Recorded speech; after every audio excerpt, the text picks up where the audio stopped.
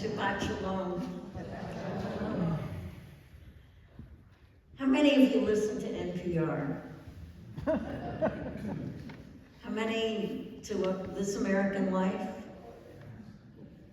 You ever heard of the journalist Hannah Jaffe-Walt? Mm-hmm. It is January 2001, and the place is Philadelphia. And I am a rabbinical student. And I am standing next to a person bold in both stature and reputation, a social activist, the father of Hannah Jaffe-Walt, Rabbi Brian Walt. We are standing because all the seats are taken in this room in his synagogue. A workshop is going on about the ancient Jewish ritual of preparing a body for burial and preparing the soul for Olam Haba, the world to come. It involves a tradition that is a tradition we do when we mark a transition, which is mikveh, which for a live person means purification by immersion in water. But for the dead, we bring the water to them. If you want to read a little bit more about it, go to the New Testament, because the Marys were planning to do it for Jesus. But to return to Philadelphia, the instructor says, the members of the Hefer Kadisha, that is Hebrew for a holy fellowship, prepare the body anonymously in this beautiful ritual called Taharah. Can you say that with me? Taharah. Taharah. Family members of the deceased are never involved, so as to relieve them of this challenging task. A hand shoots up. Why can't the family members do it ourselves? I lean into Rabbi Brian Walt and whisper, oh my God, your congregants are really something. They always want to do everything themselves. He smiles, he raises one eyebrow, and he says, yeah, they want to do it themselves. He's proud of those God wrestlers. Mm-hmm. Fast forward a few months. Now I want to warn you about something. I'm going to mention two characters, my sister Kathy and my niece Catherine, two different people. I get a phone call from my niece Catherine, who lives in Oakland, telling me that my mother, who is living at Rootlinger Home for the Aged in Walnut Creek, is in the hospital. It doesn't look good. She can't swallow and close off her windpipe. She's either going to die from not eating or from aspiration pneumonia. Rabbi Dan Goldblatt, who has been visiting her, calls me. Don't let her die in the hospital. It's the worst place to die. He says this to me, and I take it in. I check with my professors at Reconstructionist Rabbinical College, and they say to me, don't worry about your final exams. They can be rescheduled. Be with your mother. Go be with your mother. I fly to Oakland. I'm with my mother in the hospital when they attempt to insert a nasal gastric tube to feed her.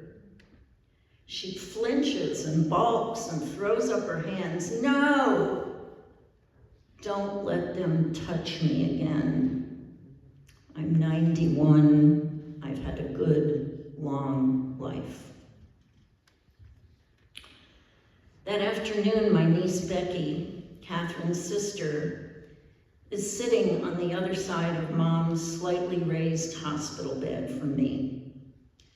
We're each holding one of Mom's hands as she dozes, a washcloth covering her eyes. And in my mind, I keep hearing Rabbi Goldblatt urging me, don't let her die in the hospital. I say to Becky, it's too bad we can't bring her home to die. Why can't we? Rutlinger, where she lives, they don't allow bringing folks home to die there. Now this was 23 years ago. Things may have changed before. This was before home hospice. Becky thinks for a minute and she says, why don't we bring her home to Catherine's house?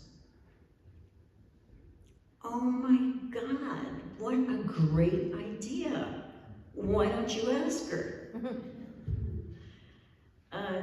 I don't think so. She's my older sister. You're her aunt. You ask her. I make the phone call. Catherine, I'm here with Beck in the hospital, and Mom's rabbi says we shouldn't let her die here. He said the hospital's the worst place to die.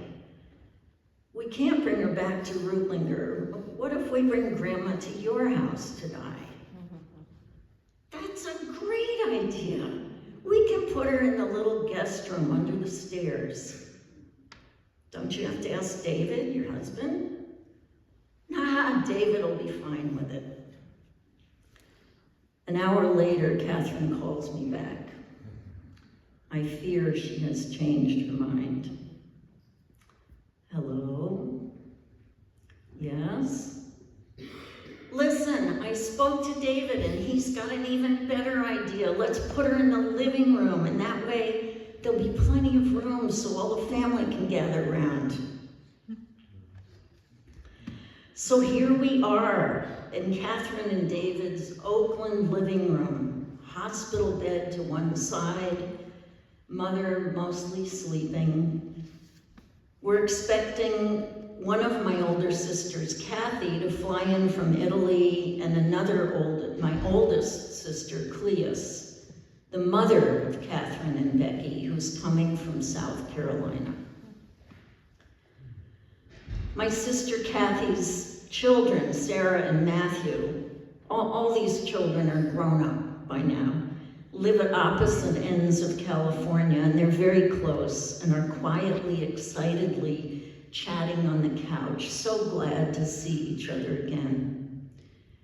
David, Catherine's husband, the one with the great idea, the man of the house, is grocery shopping, preparing food, keeping up with the laundry, quiet behind the scenes, a supporting angel. Catherine and David's grown children, Josh and Hannah, who are my mother's great-grandchildren, have come home. My sons, Noah and Alexis, have arrived. We have so many tender and memorable moments. My son Alexis laying his head on her hospital bed so Mom could be comforted by running her hands over his new crew cut. My son Noah whispering in her ear that he had counted 11 family members there, and her blood was running in all our veins. She was very fond of reminding us that her blood was running in our veins. When she heard this, she touched her head and her heart, indicating that we were all smart and had warm and open hearts. What can I say? It's totally true. Well, by that night, everyone had arrived, greeted each other, and all went to bed. Everyone but me and my niece, Catherine. We are sitting in Catherine's kitchen. It's too bad Mom can't have a Taharah, I say. Now, Catherine knew what a Taharah was because her son, Josh, had a friend who had died the past summer, and he was asked by the Hever Kadisha to be part of the Taharah team. Why can't she have a Taharah, Catherine asks. Well, you have to belong to a synagogue that has a Hever Kadisha. You have to have a place, a gurney to put her on, a room with a drain in the floor, because you pour on buckets and buckets of water. You need special linen garments, the takrichim, all kinds of stuff.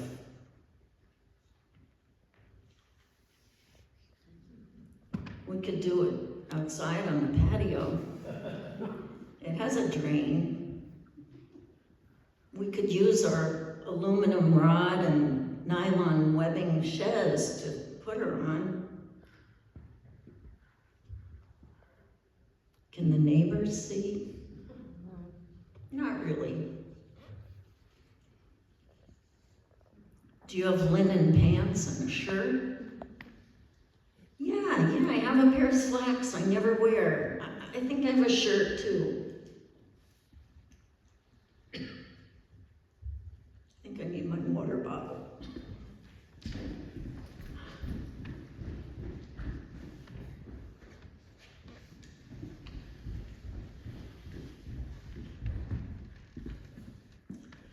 That night, I sew the legs of the pants closed because this body will not be walking again. I cut off the pockets and I sew the slits closed because this body will not be carrying anything in pockets again. I take the ornamental buttons off the shirt and sew it closed, leaving a large enough opening for the head. I sew the cut-off pockets together to make a little head covering. It looks sort of like a prototype of what would years later become known as the pussy hat. My sister Kathy sleeps in the living room on a cot with my mom there in the hospital bed. The next morning, June 4th, 2001, at 4:40 in the morning, Kathy hears Mother take her last breath. Those of us in the house are informed as we wake. We are all stunned. It has actually happened. Iris Merrick, mother, grandmother, great-grandmother, has died. We are all onenim, mourners whose dead lie before them. But Catherine and I, we have a plan. All we have to do is break it to the rest of the family. We call a meeting on the back patio. The unknown is before us and we're all a bit anxious. I begin to explain. There's this beautiful ritual, a Jewish ritual, of washing the dead. It takes a few people. My niece Sarah begins to laugh and tell some joke. I get controlling. Sarah, this is a serious thing. There's no chit-chatting and laughing and making jokes. This is a serious thing. Oh, Aunt Sue, stop squashing my freedom of expression. I need a little break. I'll be back in a few minutes. And Sarah goes inside. Matthew, her brother, chimes in. Yeah, Aunt Sue, chill. And my sister Kathy, her mother, adds to Sarah's defense, how come we're suddenly doing this Jewy thing and you're in charge? Sarah returns. Catherine, my niece, moves to the center of the patio. Okay, everyone, it's my house, and I'm gonna pull rank. Look, just listen to Aunt Sue. This is really a beautiful ritual. Josh did it for a friend last summer. She's cleared a space for me once again, so I continue. Look, we don't have to do this, but this is what it is. It takes a few people, some to handle Grandma, and some to read the prayers. Well, the women in the family will handle her. Well, Kathy and Cleus and I will handle her, and you younger nieces and nieces, Catherine and Becky, Sarah and Hannah, you can hold the sheet up and read the prayers. And you guys, you can sit with your backs to us to preserve Grandma's modesty. And you can supply the water with the hose and the buckets. There's a lot of water involved. So we don't have to do it. No one has to do it. You can opt out. But if we do it, we're doing it the Jewish way. So who wants to do it? My sister Kathy raises her hand. She was a nurse. Sarah raises her hand. Catherine and Becky opt in, and then Cleus, their mother. All the guys, David, Catherine's husband, and their son Josh, Josh's mom's great-grandson, who had done this once before, and Mom's grandson, Matthew, who was a Marine. Noah and Alexis, they all opt in. Josh's sister, Mom's great-granddaughter, Hannah, the youngest among us, 19 years old, says, I want to, but I'm really scared. Sarah moves over to her cousin and puts her arm around her. Hannah, why don't you stand next to me at the beginning, and if it gets to be too scary, I'll leave with you. Hannah opts in. They both stayed through the whole ritual. So I call Rabbi Brian Walt. Brian, I'm in Oakland, California, and my mother died this morning. Baruch Dayan Ha'emet, Me'ira, what can I do for you? Well, Brian, my family wants to do the Taharah. Could you fax me the liturgy? The ritual is in my hands within an hour. Now, what happens next, I'm going to describe to you through a piece written by my niece, Becky. Becky was with me in the hospital. She wrote this for her writing class the next day. Its title is Iris Cleansed.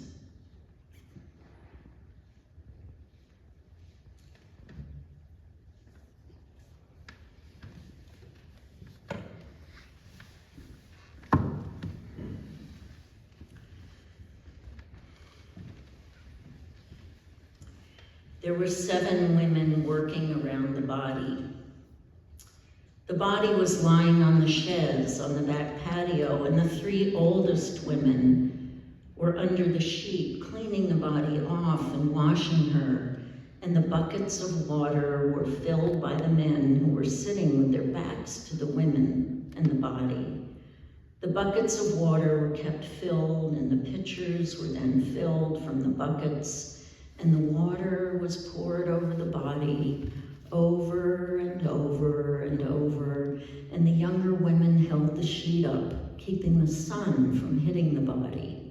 keeping the men from seeing the body, keeping the neighbors who might have gone outside at that moment from seeing the body.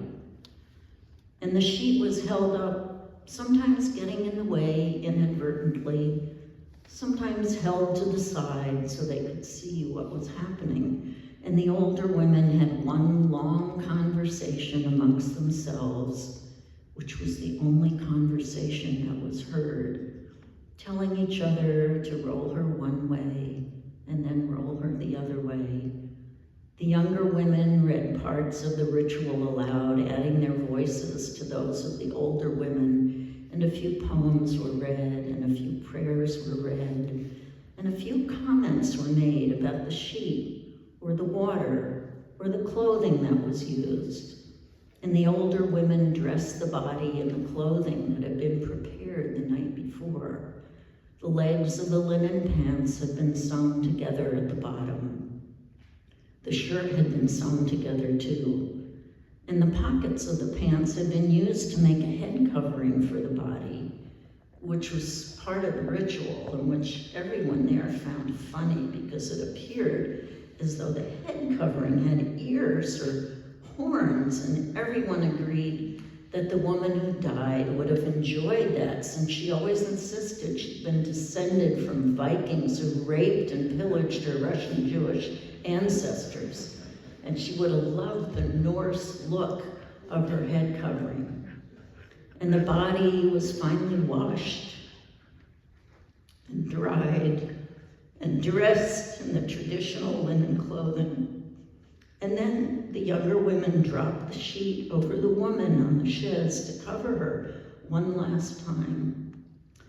The young men got up from their chairs and picked up the chaise to get it out of the sun, and they put it on top of the hot tub under the redwood trees, since that was the only shade easily accessible.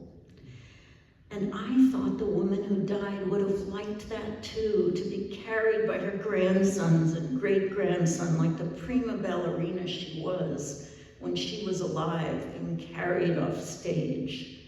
And the women hugged each other and cried and talked about how amazing this experience had been and how happy they were that they'd done it and how lucky they all were that the woman died there in her granddaughter's home, surrounded by so many members of her family, so that she could be cared for, and that this ritual could be performed by members of the family and not strangers. And the funeral home was called, and they came within the hour, and they took the woman off the hot tub and apologized to the family for having to strap her to their gurney so tightly. And the women and the men all came outside to say their last goodbyes. And then Iris was taken away to be cremated after 3 days, ending 2 weeks of intense emotional caregiving by her family. The title of my piece today is to Rabbi Dan Goldblatt, who gave my family a most incredible gift. So incredible that my young great-nephew Josh said, "Grandma has really set the bar for how we're going to die in this family." I offer you my most profound thank you.